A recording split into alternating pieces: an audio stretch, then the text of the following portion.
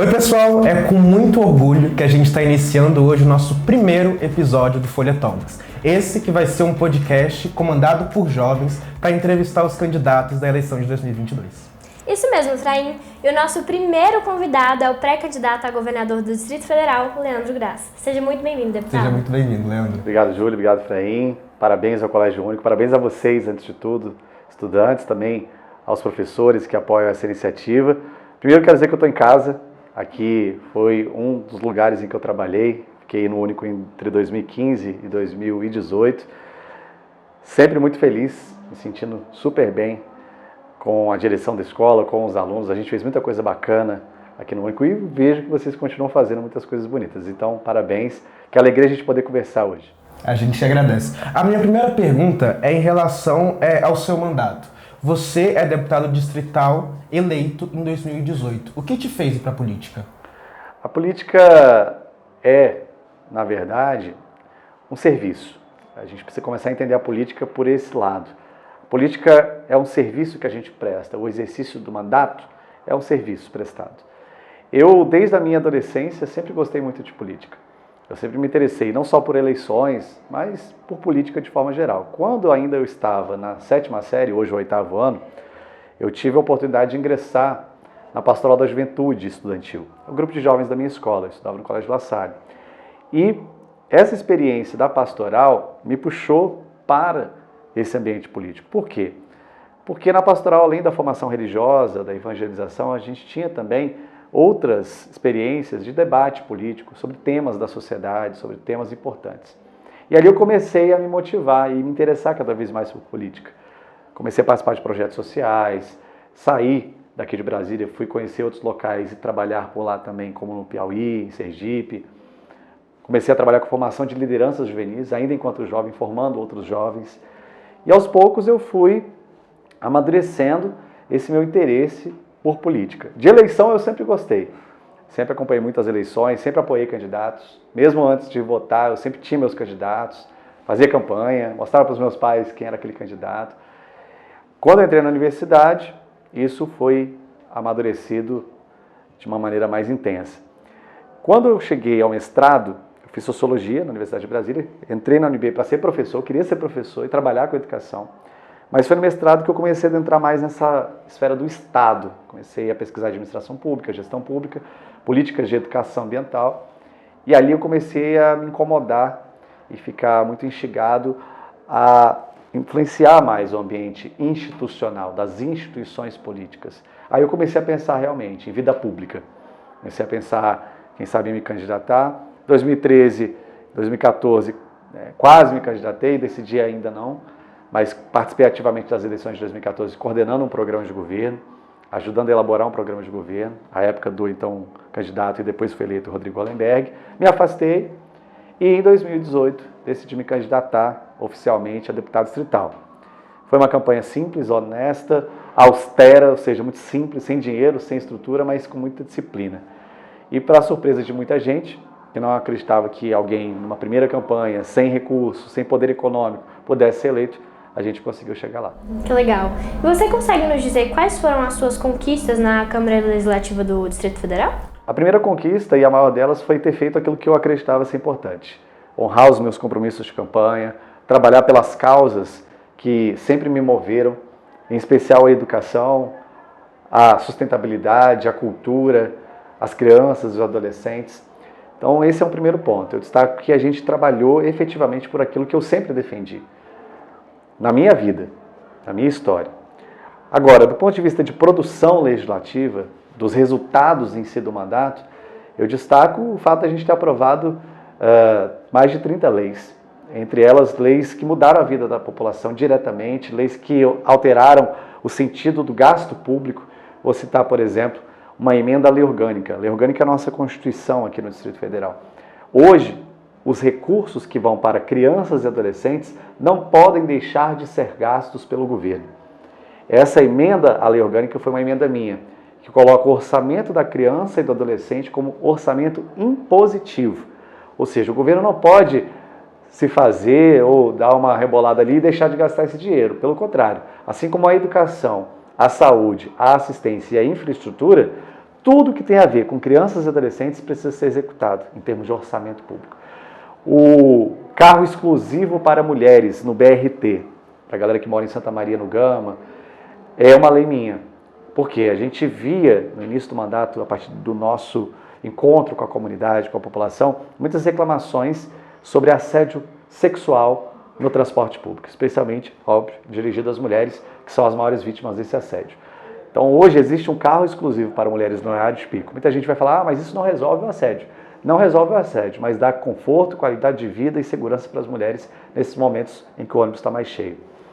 Agora está entrando em vigor também a lei das sacolas plásticas, que são um problema ambiental gravíssimo, do ponto de vista de resíduos sólidos, de contaminação, de violência à própria biodiversidade, porque essas sacolas vão para o meio do cerrado, intoxicam animais. Então também é uma lei minha. E tantas outras situações. Só que o deputado não é só um fazedor de leis. Muita gente esquece de uma outra função, e aí eu destaco bastante a nossa atuação, que é fiscalizar. O que o legislativo faz? Ele legisla e fiscaliza. Fiscaliza quem? O executivo, que é o governo. O governador, suas secretarias, todos os órgãos do governo são fiscalizados pelo legislativo. Ou deveriam ser. Infelizmente, poucos deputados fiscalizam. E a gente fiscalizou muito. Eu fui uma pedra no sapato do atual governo no sentido de acompanhar todas as suas ações e tudo que estava errado a gente denunciou. Tudo. Tudo que chegou até o meu mandato foi denunciado ao Ministério Público e ao Tribunal de Contas, que são órgãos de controle, são órgãos também de fiscalização. E tem uma outra parte que é muito importante dizer, que é essa fiscalização in loco. A gente fiscaliza o orçamento, fiscaliza as ações do governo, mas lá no dia a dia é muito importante fiscalizar. Eu estive em todos os hospitais regionais, eu estive em mais de 300 escolas do Distrito Federal.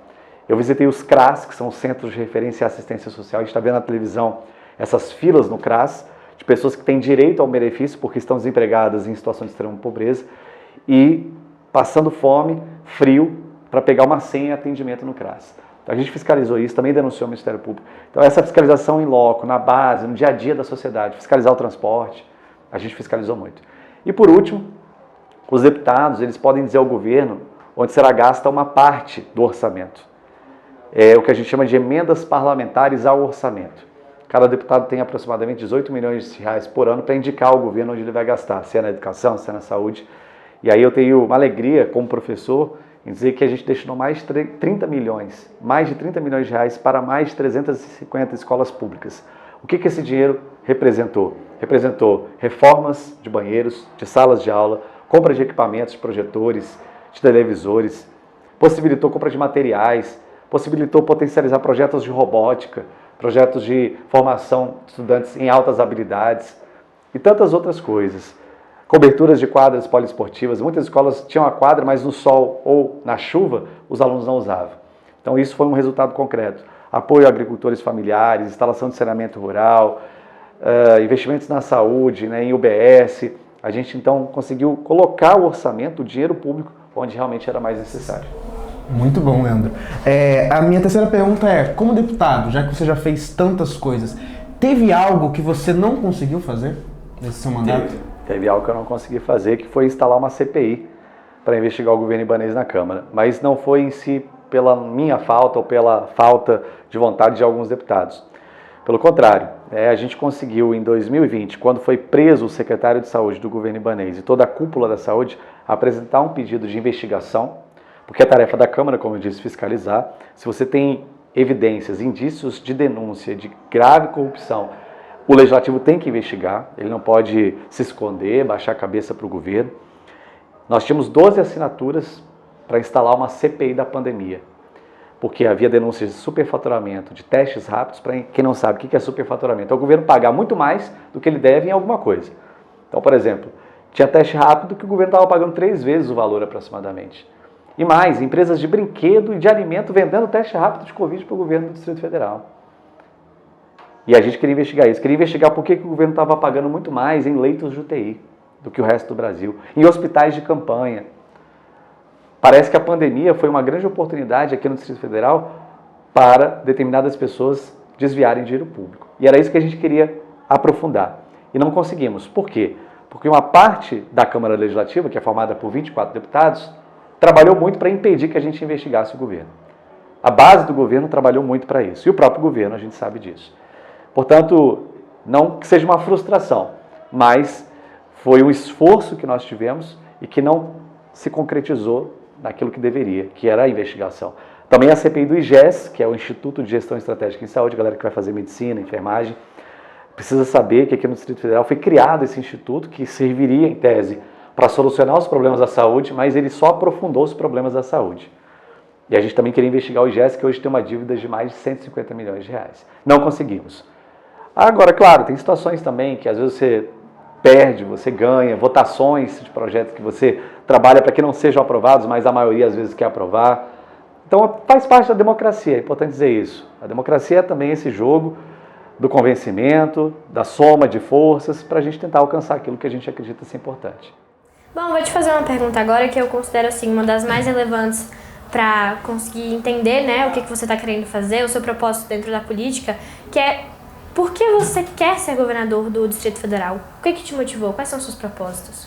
Primeiro porque tenho muito amor por Brasília e isso não é demagogia, não é da boca para fora. Eu nasci aqui, eu cresci aqui, eu construí a minha vida no Distrito Federal. Foi aqui onde eu casei, eu me formei, onde eu estudei. Eu recebi muita coisa de Brasília. Eu recebi muita coisa dos estudantes, da universidade, dos lugares por onde passei, das escolas onde trabalhei. Eu recebi muito. E eu sinto vontade, eu sinto necessidade de devolver isso. Devolvi agora no serviço como deputado? Devolvi. Mas eu quero devolver mais. A gente que nasceu em Brasília, principalmente quando vai para fora, às vezes dá uma sensação de que, poxa, Brasília poderia ser muito mais. Nós somos a capital do Brasil, que é o maior país da América do Sul. E por que Brasília não é um exemplo para o Brasil? Aqui tem orçamento, aqui temos capacidade, porque temos pessoas muito qualificadas para executar bons projetos. Nós somos um território pequeno, um quadrilátero pequeno, integrado, em que as políticas públicas podem acontecer com mais facilidade. Poxa, governar o DF é bem diferente de governar o Pará, que é um estado imenso, a dificuldade do governo estadual para chegar no município. Aqui a gente não tem município, então a gente tem mais facilidade para gerir o DF. Infelizmente, ao longo de tantos e tantos anos, nunca houve aqui um governo que realmente fizesse uma ruptura, uma mudança. E eu posso falar uma revolução, no sentido mais bonito da palavra revolução, que é mexer naquilo que deve ser mexido para o bem comum, para o melhor da sociedade. Então eu sinto esse desejo, eu quero governar o Distrito Federal porque eu quero transformar Brasília no que há de melhor no Brasil. Em saúde, em educação, em transporte, que é uma porcaria. Quem pega ônibus sabe, quem pega metrô sabe. É um dos piores transportes do mundo. Brasília pode ser exemplo na geração de emprego e renda, em tecnologia, inovação. Brasília pode ser a capital do século XXI no Brasil, de colocar aquilo que há de melhor a serviço do seu povo. E porque eu vi exatamente o que esse governo representa. Eu quero derrotar o Ibanez, porque eu sei que se ele ficar mais 4 anos, essa cidade não vai suportar, ela vai colapsar. Então também tem uma missão política nisso, que é, de alguma forma, afastar do poder aqueles que eu sei que estão no poder para outros fins, mas não para servir a população. Leandro, para essa entrevista, a gente fez uma caixinha de perguntas nos nossos stories, né? E muitos estudantes falaram sobre a situação do Teatro Nacional. Hoje está aí há 8 anos fechado. Gostaria de saber se, uma vez eleito, o senhor pretende reabri-lo? Sem dúvida. É uma vergonha a gente ter o Teatro Nacional fechado. É um patrimônio. Aliás, toda essa área aqui de Brasília é patrimônio da humanidade. E o Teatro Nacional está dentro desse espaço. Ele também é patrimônio. Nós tivemos o fechamento porque várias salas e algumas estruturas do teatro estavam condenadas pela Defesa Civil, havia risco de desabamento, não foram mantidas ao longo de décadas. Só que, nesse tempo, nada foi feito pelo Teatro Nacional. Havia possibilidade de reunirmos esforços privados, havia possibilidade de reunirmos esforços públicos, havia recurso federal para isso, faltou proatividade para recuperar o Teatro Nacional. Então a gente já fez esse compromisso. Nós vamos somar com quem quiser para resgatar todas as salas do Teatro Nacional, para que ele seja um polo da cultura brasileira. Nossa, a gente já teve aqui no Teatro Nacional peças, exposições, encontros, shows e eventos internacionais, nacionais, com aquilo que há de mais belo, mais bonito na cultura brasileira. E aí a gente está sem esse espaço. Então é uma vergonha para Brasília não ter o seu teatro aberto. E a gente vai reabri-lo sem dúvida. Você comentou há pouco sobre outra problemática que é bem vigente aqui no DF, que é a mobilidade urbana. Pensando nisso, quais são os seus projetos para o nosso metrô? O metrô de Brasília, ele hoje está sucateado. Houve um abandono no que diz respeito à manutenção do metrô. Apesar dele ser novo comparado a outros metrôs do Brasil e do mundo, mas ele não passou por um processo de manutenção. Meses atrás a gente teve um trem, um vagão que descarrilhou. Então, até do ponto de vista de segurança dos usuários do transporte, o metrô hoje está oferecendo riscos, ele é um problema. A gente precisa, em primeiro lugar, garantir a conservação e a manutenção do metrô. Atualizar o metrô no sentido também das tecnologias, do bem-estar dos passageiros, do conforto, da fixação do conhecimento dos horários, explorar mais também o metrô como uma estrutura que possa gerar emprego e renda. Existem espaços do metrô que podem servir ainda para comércio. Como em outras estações de metrô a gente vê no mundo inteiro, você tem ali lanchonetes, restaurantes. Fazer o metrô também ser um ponto de convivência da sociedade. Agora, a expansão é o que todo mundo quer saber. A expansão do metrô é possível? Vamos falar a verdade. Para a Asa Norte, para a região norte, Planaltina, Sobradinho, não. Por quê? Aquela região norte, especialmente Sobradinho e Planaltina, é uma região de recarga hídrica muito grande. Além de ser uma região íngreme, o avanço do metrô, a expansão do metrô para aquela região, hoje ela é inviável, não tem nem projeto para isso. Existe já o projeto para a expansão do metrô até a estação Agarrã. Isso já está desenhado, já está pronto. Falta agora investir e executar. O metrô pode crescer para onde? Para a região sul e para a região oeste. Então, a gente ainda tem possibilidade de ampliação do metrô para Samambaia e Ceilândia, também para a região sul, Santa Maria, Recanto e Gama. Ali existe a possibilidade. Alguns desses projetos de expansão já estão prontos, feitos por técnicos especialistas, mas ainda não houve por parte do governo o edital, a licitação para que ele acontecesse. A não ser nessa nova estação que eles querem criar em Samambaia e Ceilândia, inclusive tem sido muito questionado o modo, a forma como o governo está fazendo esse chamamento. Então, o metrô de Brasília, expandir para onde dá para expandir e fazer a conservação e a manutenção adequada. Agora, sobre mobilidade urbana ainda, para além do metrô, a gente tem projeto para o BRT Norte, assim como existe Gama Santa Maria, a gente tem o projeto BRT Norte para Planaltina, Sobradinho e Fercal, que deve ser implementado o quanto antes. O projeto já está pronto, já existem recursos possíveis para isso. É uma questão operacional, de gestão. Mesma coisa o BRT para Ceilândia e Taguatinga. E a gente precisa de uma ruptura no transporte público em outras situações, que é instalando os modais de bairro e comunidade, micro-ônibus principalmente, que façam a integração entre as vias centrais e as quadras. E a gente tem também o projeto do VLT, do aeroporto até a estação central, aqui no Eixo Monumental. Esse projeto também já está pronto, ele já está elaborado. E além do mais, mudar a lógica da tarifa, mudar a lógica financeira do transporte, que hoje até falamos, é uma caixa preta. Um dos pontos que a gente já colocou no programa de governo é termos um cartão que você que utiliza o transporte todo dia, principalmente quem trabalha, tenha um prestígio. Você que é usuário regular, você tem um prestígio como usuário do transporte, que é poder usá-lo em determinados dias e horários, já nesse combo que você pagou. Vamos supor, você adquire 50 passagens no mês. Se você adquire 50, você vai ter uma quantidade de passagens extra para usar no final de semana, para usar em determinados horários que não são aqueles que você usa todo dia. A gente está chamando isso de cartão ir e vir, que é no modelo semelhante a Curitiba e outras cidades que têm um sistema de transporte mais avançado e que estimula as pessoas a utilizarem.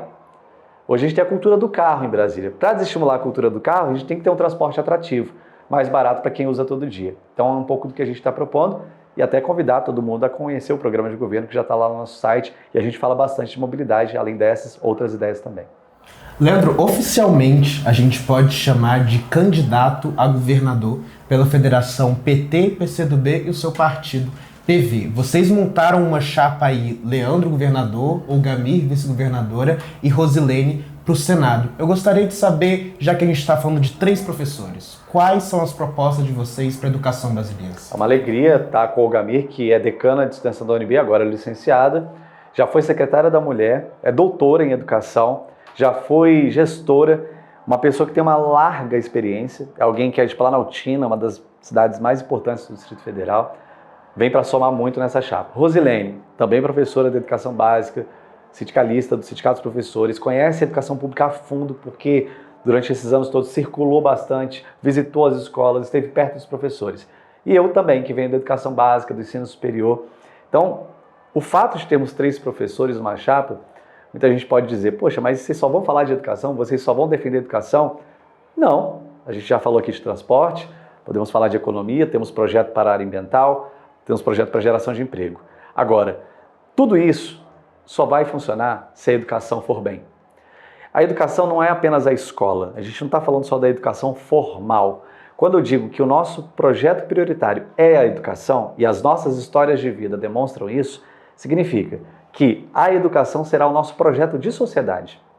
Que a educação não será só uma prioridade no orçamento, mas que ela será um eixo do desenvolvimento humano, do desenvolvimento do Distrito Federal. Então, falar de educação é falar de educação escolar, mas é falar de educação profissionalizante para capacitar as pessoas a trabalharem, a empreenderem, educação empreendedora.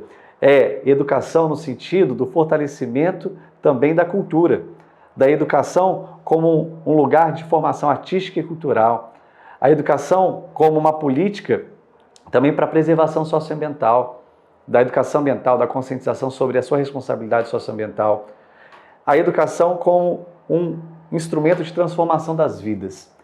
E aí a gente tem um projeto dentro do programa de governo que é todas as escolas do Distrito Federal, numa graduação, na medida em que a gente vai tendo condições de implementar, serem escolas integrais.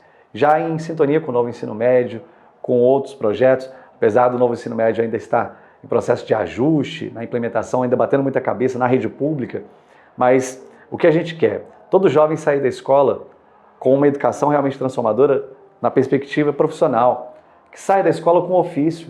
Poxa, eu sei trabalhar com audiovisual, eu posso saber cozinhar, eu posso saber programar, eu posso saber construir, eu posso saber uma série de coisas a partir das minhas escolhas. A gente fala tanto em democracia, mas a democracia começa na escola, quando a gente pode fazer escolhas sobre aquilo que a gente quer aprender, aquilo que nós temos de melhor, das nossas inteligências múltiplas.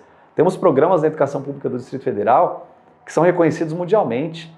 Existe um chamado Programa de Altas Habilidades, em que, identificando o que os alunos sabem de melhor, o que eles têm de melhor, estimula-se isso. Seja nas artes visuais, na linguística, na matemática, no raciocínio lógico, nas linguagens e nas inteligências socioespaciais, no esporte. Então, o que a gente quer? Educação integral. Que o aluno dentro da escola tenha acesso à cultura, ao esporte, às tecnologias, à perspectiva profissional. Esse é o nosso grande projeto para a educação pública, é isso que a gente quer implementar a partir de janeiro de 2023. Legal. O senhor lança a sua candidatura em oposição ao atual governador e eu gostaria de saber qual é a sua opinião, né? Como você avalia a gestão do Ibanez Rocha? O Ibanez chegou ao governo tendo uma trajetória no direito, na advocacia, mas sem nenhum tipo de experiência no serviço público, no cuidado com as pessoas no dia a dia, no cotidiano. E o que a gente percebeu nesses 3 anos e meio que foi um governo que não cuidou da população. Um governo que está fundado em denúncias de corrupção, um governo que sucateou a nossa saúde pública, para além do que ela já estava sucateada, nós tínhamos problemas, mas ele conseguiu piorar o que já estava ruim. E quem está dizendo isso não sou eu. Quem disse que formou-se uma organização criminosa na Secretaria de Saúde foi o Ministério Público.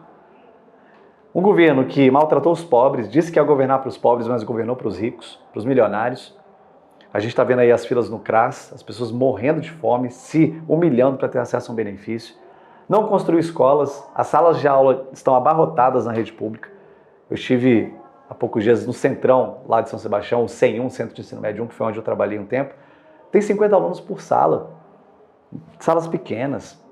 Os professores estão desencorajados. Nós temos 14 mil professores temporários. Esse governo não preencheu a capacidade da Secretaria de Educação, não prestigiou os servidores, não prestigiou a economia da cidade. O DF tem quase 300 mil desempregados. Esse governo não apoiou os pequenos e os microempreendedores, não estimulou a geração de emprego e renda. Foi caótico na pandemia. O DF foi um dos lugares onde mais morreu gente no mundo, proporcionalmente ao tamanho da sua população, por causa da Covid-19. Foi o descalabro. Então eu considero o pior governo do Distrito Federal até hoje. Tivemos governos bons, ruins, médios, governos que acertaram e erraram. Tivemos problemas de corrupção em outros governos também, mas esse governo não é só corrupto, ele é incompetente. Ele não consegue fazer o que é o papel de um governo. Ele não tem planejamento. Quando você pega, são 5 secretários de educação em 3 anos de governo. Para você fazer qualquer coisa na vida que dê certo, você se organiza, você se planeja. Ainda mais quando a gente fala de gestão pública. Gestão pública pressupõe planejamento. Gestão pressupõe planejamento, seja ela privada ou pública. Se você não tem planejamento, meta, resultado a alcançar, você se perde. Quando você tem 5 secretários de educação em 3 anos de governo, é a falência da educação. Quando você tem 6 de saúde, é a falência da saúde. Quando você tem 3 de assistência, é a falência da assistência. Não tem planejamento. É o pior governador da história do Distrito Federal. E eu digo isso não numa avaliação da pessoa apenas, do papel dele como ser... Não importa o ser humano, o pai, o irmão, o filho que é ibanês. Me importa o governador ibanês. E ele é o pior que a gente já teve. Essas eleições, eu acho que a gente precisa falar sobre polarização. Assim, notoriamente, o senhor faz oposição ao ibanês. O ibanês hoje tem o apoio do Bolsonaro. Mas no dia 12 de julho, o presidente Lula falou categoricamente que você é o candidato dele para o GDF. Gostaria de saber o que demonstra, qual é a representatividade do Lula para a sua candidatura. Muito grande, muito importante. Eu vou falar sobre essa palavra que você trouxe, que é polarização. Nossa, nós estamos vivendo uma polarização, como se fosse algo novo. Na democracia, muitas vezes, a gente polarizou. Mas polarizou dentro de um limite. Por exemplo, se a gente olhar um pouquinho para a história recente das eleições, em 2002, houve polarização entre PT e PSDB. Em 89, havia polarização entre Collor e Lula. Em 94, entre Fernando Henrique e Lula.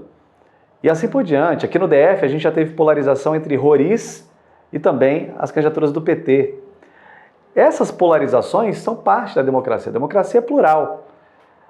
O que não é normal, e é o que está acontecendo nesse momento, é você ter pessoas que estão jogando dentro das regras democráticas e, no caso do atual presidente da República, que está jogando fora das regras democráticas. E por que eu digo isso? Porque quando ele questiona o resultado das eleições, ele está questionando o jogo democrático. Eleições essas que o elegeram. Não só o presidente, mas 7 vezes deputado federal. Quando ele ataca o judiciário, e aí não é criticar o judiciário, a gente pode criticar as instituições e as pessoas que estão no poder. Avaliar sua conduta. Agora, quando ele manda os seus seguidores violentarem, provoca, estimula o ataque, até físico, a quem discorda dele ou a quem investiga, isso não é democracia. Então eu digo que existe polarização, mas ela não está mais dentro do jogo democrático. Existem os democratas e existe o bolsonarismo. Com todo respeito aos eleitores de Bolsonaro, a quem ainda o apoia.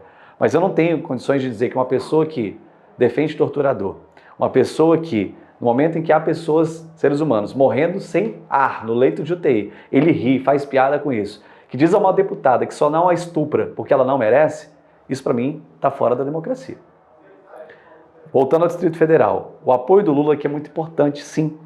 O projeto que o campo de sustentação do Lula, os partidos e ele em si representam, é o mesmo que a gente representa aqui no sentido de prestigiar e de fortalecer as políticas sociais. Nós vamos governar para todos, mas nós vamos governar prioritariamente para quem mais precisa do Estado, para quem mais precisa de política pública, para quem está em situação de fome e de desespero. Porque eu ando muito no Distrito Federal e eu vejo de perto. Eu estava na Rajadinha antes de ontem, lá tem pessoas com fome. Lá no Dorothy, ninguém nem sabe que existe essa comunidade ali perto de Sobradinho, que está no esgoto, na lama, sem saneamento básico. O Santa Luzia atrás da estrutural, o Porto Rico lá perto de Santa Maria. Quem é candidato e não foi nesses lugares, na minha opinião, não deveria ser candidato. Porque não conhece a realidade que vai governar. Pode até ser, mas não está preparado. Portanto, é o que a gente se opõe, a esse tipo de governo, a esse tipo de pessoa que não tem afeto, não tem sensibilidade, empatia pelas pessoas, pelo povo. Porque governar, antes de tudo, é cuidar.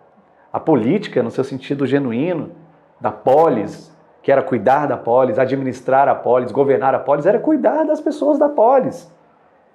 Então, quem não tem esse senso de cuidado não pode estar num lugar como esse. Não tem legitimidade para estar, não tem capacidade para estar. Então, aqui no DF, a nossa federação, que é chamada Federação Brasil da Esperança, formada pelo Partido Verde, que é o meu partido, pelo PT e PCdoB, é a federação apoiada por Lula. Então, a minha candidatura ao governo, a da Rosilene ao Senado, são as candidaturas apoiadas por Lula. Outros partidos estão na frente e apoiam Lula, mas aqui nós somos apoiados por ele. Bem, o PSB e o PSOL são 2 dos 7 partidos que decidiram apoiar a candidatura do ex-presidente Lula já em primeiro turno. Todavia, os seus dirigentes regionais decidiram lançar candidaturas próprias ao governo, né, do Distrito Federal. A minha pergunta é: por que a sua candidatura não foi apoiada já em primeiro turno por esses partidos? Porque os partidos decidiram dessa forma e nós temos que respeitar as decisões partidárias. A minha vontade, e eu trabalhei muito por isso, e sigo trabalhando ainda, porque ainda há tempo, é que houvesse essa unidade. Por quê? Se nós somos aliados em um projeto para o Brasil, o que explica não sermos aliados num projeto para o Distrito Federal, que está em sintonia com esse programa nacional? Agora, claro, como eu disse, eu tenho que respeitar esses partidos, até porque eles são aliados no sentido das ideias de um projeto, mas são estratégias também locais que têm que ser, obviamente, respeitadas, estratégias de caráter eleitoral, estratégias de pauta, de levantar determinados assuntos que fazem muito sentido para aquele partido, enfim. Aí acredito que os próprios dirigentes do PSOL, da rede, do PSB, podem dizer melhor do que eu o porquê. Nós já tivemos um trabalho imenso para conseguir formar essa federação. Essa federação já reúne 3 partidos. Foi uma articulação política muito intensa para que a gente conseguisse uma convergência, porque a gente também tem diferenças sobre prioridades, sobre assuntos, mas a gente encontrou aquilo que há de convergência. Enfim, se de fato as candidaturas do PSOL e da Rede, no caso da Queca, e do PSB, no caso do Rafael, se consolidarem, nós estaremos disputando as eleições em primeiro turno e eu espero que eles venham a nos apoiar em segundo turno. Leandro, existe muita ansiedade, muita preocupação para a eleição desse ano, né? O Marcelo Freixo, que é deputado federal, fala muito, né, que essas eleições podem ser o grande plebiscito da Constituição de 1988. Nesse período de pré-campanha, a gente já está vendo assassinato a militantes, então eu gostaria de entender uma análise sua para as eleições de 2022. Eu tenho dito que essa eleição é a eleição das nossas vidas. Desde 88 para cá, é a eleição mais importante da história do Brasil. Nós estamos num momento mundial em que tem surgido fantasmas.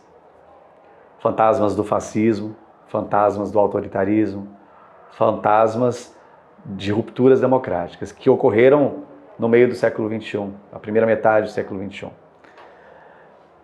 E se neste momento nós não colocarmos um freio nisso, a tendência é que prospere. Portanto, além desse fator, temos também o Brasil vivendo uma crise profunda. Nós voltamos ao mapa da fome. O Brasil voltou a ter mais de 5% da sua população em situação de extrema pobreza. Pessoas que não comem 3 vezes ao dia, um altíssimo nível de desemprego, milhões de crianças fora da creche, fora da escola, uma situação de violência contra as mulheres absurda, inclusive o Distrito Federal está lá nas cabeças do ranking no feminicídio, aumentou a desigualdade. Essa eleição ela vai determinar se nós vamos continuar aprofundando o fosso em que nós entramos ou se nós vamos respirar e começar um processo de reconstrução. Portanto, ela é muito importante. No que diz respeito ao ambiente eleitoral, eu quero fazer um apelo e um pedido a todos e todas, independente da sua posição política. Nós não somos inimigos. Podemos ser adversários. Podemos ter ideias diferentes. Por que eu uso o termo adversário e não inimigo? O inimigo é aquele que você encontra numa guerra e você procura destruí-lo, inclusive mata. O adversário é aquele que você respeita, porque sem ele você não joga. Não tem jogo sem adversários. Não tem jogo de um time só. A democracia é um jogo. A gente tem adversários, tem pessoas que pensam diferente, temos que respeitá-las. Agora, infelizmente, há determinados atores da política brasileira que transformam a política em uma guerra. Inclusive, a gente tem visto, como houve o assassinato do Marcelo Arruda lá em Foz do Iguaçu, caminhar para um estágio de guerra, de eliminação do outro. Eliminação física, concreta. Nós não podemos chegar a esse ponto, apesar de alguns tentarem estimular. Aí eu faço uma reflexão. Nós precisamos nos respeitar. Temos divergências? Temos. Agora, temos que respeitar uns aos outros e respeitar o resultado das eleições. É muito importante.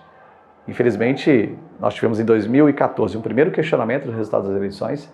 Talvez ele tenha começado essa onda negacionista, essa onda antidemocrática, mas as eleições são limpas no Brasil, já são comprovadamente fiscalizadas, apuradas, as urnas são auditáveis. Então essa história de que as urnas eletrônicas são fraudáveis, isso já foi comprovado por A mais B que não é verdade. Portanto, é isso. É o momento também da gente se acolher, da gente se respeitar, a gente ir para a rua com tranquilidade. Se tem alguém que está com uma bandeira diferente, bacana, deixa passar, e aí você vai para o seu lado, ele vai para o dele, e assim segue. Aproveitando, o senhor teme um golpe no Brasil em 2022? Eu não tenho um receio de golpe, porque eu confio que o povo brasileiro não vai deixar isso acontecer. O povo brasileiro já está... As Forças Armadas, elas servem ao Estado e à população. É isso que a Constituição determina. E se houver qualquer sinal de violação da lei por parte de qualquer ator das Forças Armadas, a sociedade como um todo tem que coibir imediatamente. As Forças Armadas servem a uma sociedade desarmada. Elas são submissas à sociedade civil. Elas não são acima da sociedade civil. Qualquer sinal de ultrapassagem dos seus limites tem que ser imediatamente coibido por todas as instituições. Mudando um pouco a rota da nossa conversa. O senhor está, nesse momento, participando de um projeto que é coordenado e feito e realizado inteiramente por jovens. Enquanto governador, quais são os seus planos, os seus projetos para a juventude brasiliense? Primeiro, dizer que eu acredito muito em vocês, no que vocês estão fazendo aqui. O que vocês estão fazendo aqui é algo muito valioso. O envolvimento da juventude na política, não exclusivamente na política partidária, não é só uma possibilidade, é uma urgência. Por que eu digo isso? Porque é nessa fase da vida que nós consolidamos boa parte dos nossos valores. E a gente não pode consolidar os nossos valores em um ambiente de violência, de agressão. A gente não pode consolidar os nossos valores contaminados por ódio. Então o diálogo, trazer os diferentes, conversar com todo mundo, respeitar, isso é muito importante. Então o que vocês estão fazendo aqui é um grande serviço para a população do Distrito Federal e para o Brasil. O que nós temos para a juventude? Nós temos um pacto, nós temos um grande acordo, um grande compromisso com as políticas de juventude. Quais são as mais importantes? A política educacional, e aí já falamos bastante sobre a importância de fazermos tudo o que for possível para os jovens não abandonarem e evadirem as escolas. E aí a escola tem que fazer sentido na vida, a escola tem que proporcionar um projeto de vida, a escola tem que fazer sentido profissional, mas também nas etapas seguintes. O jovem que quer empreender, ele tem que poder empreender, ele tem que ter acesso ao microcrédito. Se ele quer abrir um negócio, ele não pode chegar lá no banco e bater com a cara na porta só porque ele é jovem, porque ele não tem patrimônio para oferecer e conseguir um empréstimo. E eu estou falando de empréstimo, não esse empréstimo do endividamento, mas estou falando do crédito. Porque às vezes, eu quero começar a empreender, eu quero trabalhar com podcast, eu quero montar meu projeto, mas eu não tenho 10 mil reais para comprar um equipamento legal. Vou ter que ter acesso a um recurso que me permita comprar e eu vou pagar dentro das minhas capacidades. O jovem que quer se profissionalizar tecnicamente, ele tem que ter acesso ao ensino técnico profissionalizante. E o jovem que quer ir para a universidade também tem que poder ir para a universidade. Seja lá qual for o caminho do voluntariado, do ativismo, do empreendedorismo, da capacitação profissional, da formação superior, o jovem tem que poder escolher. Então, o governo ele tem que oferecer esse leque de possibilidades, de políticas públicas para a juventude. A juventude também quer se divertir. A gente quer cultura e arte. E o nosso programa para a cultura ele é muito forte. Eu venho da cultura também, eu sou músico, sou gestor cultural, é parte daquilo que eu pesquisei e trabalhei ao longo da minha vida. E a recuperação da cultura é muito importante para a juventude. Porque é nessa fase da vida também que a gente está em integração. Então, os espaços culturais, os espaços artísticos são esses lugares da nossa integração, da gente conhecer o outro, da gente formar nossos grupos, nossas tribos, expressar nossa arte, expressar nossa identidade, nosso jeito de ser. E aí, nesse sentido, a política cultural é também um instrumento para os jovens. O transporte. Galera que usa o transporte público não pode, se perde o cartão, ficar 2 meses para recuperar seu cartão lá no BRB Mobilidade. Isso é um vexame, é uma vergonha, é um desespero. Então a gente tem que respeitar o jovem também no transporte público. Fazer o passe livre acontecer é uma política com a qual a gente tem compromisso, mas também ampliá-lo, se possível, e sofisticá-lo. Tem muitos jovens de baixa renda hoje que não fazem o passe, porque tiveram que voltar a pagar a taxa do passe. Então a gente está conversando com a Universidade de Brasília, com o Sebrae, para encontrar um caminho de acesso facilitado para esses jovens de baixa renda na inscrição do vestibular e do passe. A gente quer fortalecer também as instituições do DF, de ensino superior, a ESCs, que é uma das melhores escolas de ciência da saúde do Brasil e do mundo, nota 5 no ENAD.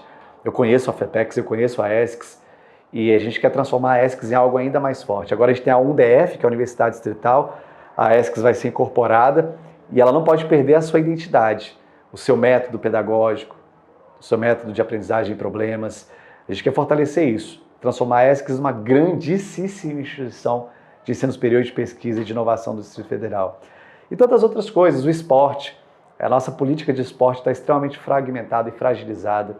Tem muitos jovens que querem praticar o esporte, mas não tem nenhum tipo de incentivo, não tem bolsa, não tem nenhum tipo de apoio. Trazer a iniciativa privada para apoiar as políticas de juventude, trazer a iniciativa privada para ampliar os projetos culturais para a juventude, fazer um grande acordo, porque Brasília está virando o seu bônus populacional. Nossa população está envelhecendo. E se a gente perde essa chance agora do bônus populacional e deixa de investir na juventude, a gente vai fracassar por décadas. Essa cidade vai ficar sem perspectivas. Então agora é a hora.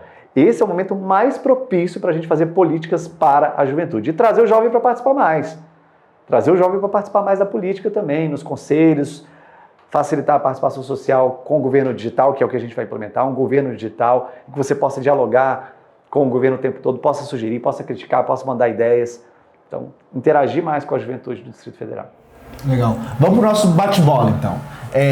Diretamente, o que você tem a proporcionar que os outros candidatos não têm? Primeiro, conhecimento do Distrito Federal.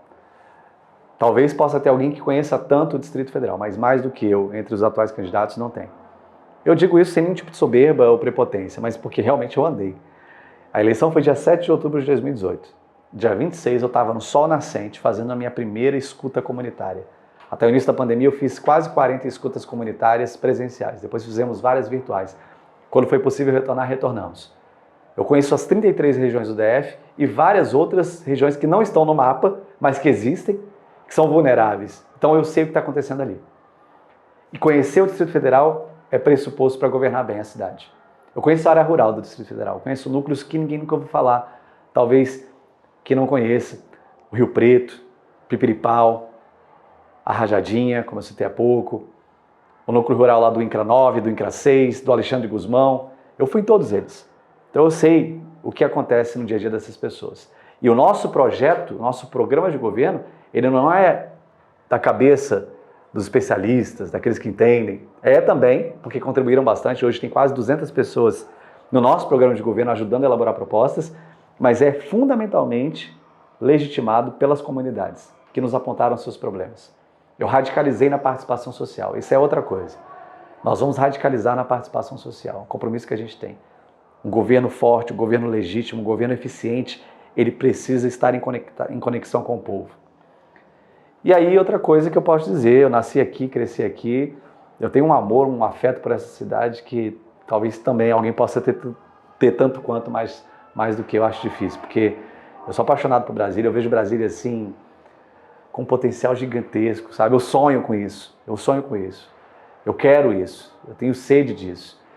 Poderia estar, talvez, disputando outros cargos, ou até não disputando cargo nenhum. Eu entrei nessa missão, muita gente, assim como em 2018 falava que era difícil, continua agora falando que é difícil. Alguns chegam a dizer, mas é impossível ganhar do Ibanez é rico, o Ibanez tem a máquina, o Ibanez vai abusar do poder econômico.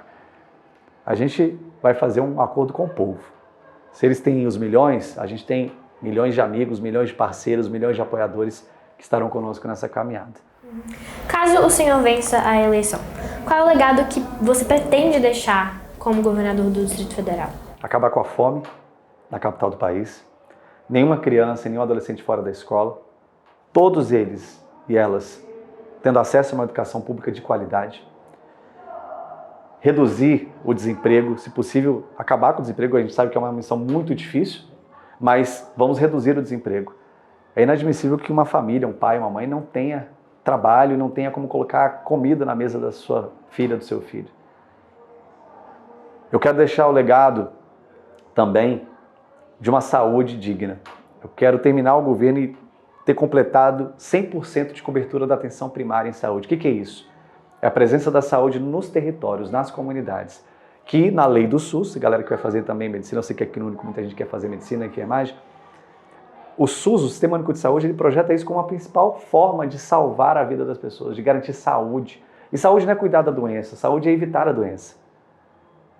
E a minha meta é terminar esses 4 anos tendo chegado a 100% de cobertura. É possível, porque outros governos já fizeram no Brasil, e se a gente tiver compromisso, que é o que nós temos, e os servidores participando, nós vamos chegar lá.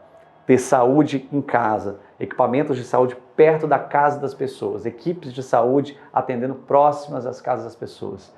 E aí ninguém vai precisar correr para o hospital quando tem uma dor, quando está sentindo alguma coisa. Vai lá, vai ser atendido rápido.